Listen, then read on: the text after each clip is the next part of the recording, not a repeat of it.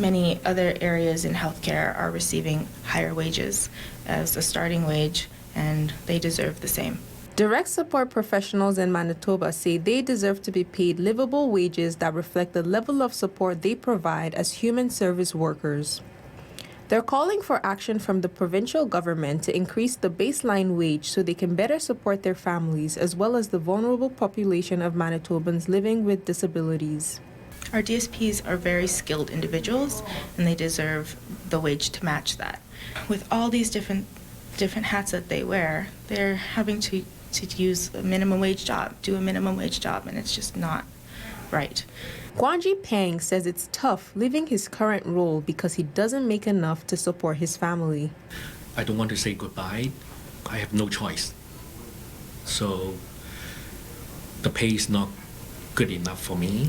I have a baby, I have my family. Pang has been supporting Jared Kimatovich, a client at Imaginability, at his paid job at Sobeys for 3 years, and explains how his departure affects him.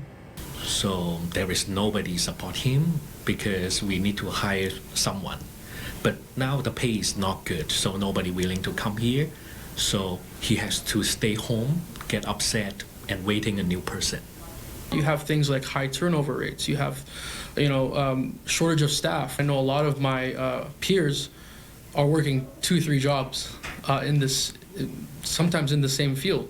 Giselle Forleza, who has had to switch to being a casual staff in order to take on a second job, says it takes a physical and mental toll on them. He says losing staff affects their clients because building relationships is very important for best supporting them. You have to shift people around and they're working with different people, and you're having to, again, have that loss of knowledge, right? Where you've worked, let's say, 2 years to build a relationship with someone. Michael Shaw explains how constant rotation in support staff due to shortages affects his son, William, and the support he receives.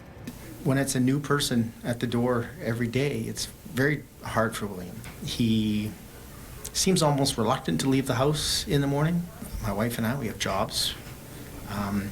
We do need to leave the house in the morning. William once shared a bond with a support worker who is now gone due to low wages. Shaw says that direct support professionals are needed in the community, and urgent intervention needs to happen on the government's part to ensure adequate human resources to support this population. These are people that have the rights that you and I do to go out and go to Polo Park and go to St. Vital. Some of them are employed in paid jobs. We decided as a society a number of years ago we're not going to lock these people up in institutions. But if we don't have the resources to get them out in the community, we're essentially going to be locking them up in institutions again, and that's not what Manitobans want. In Winnipeg, Temi Olatunde, City News.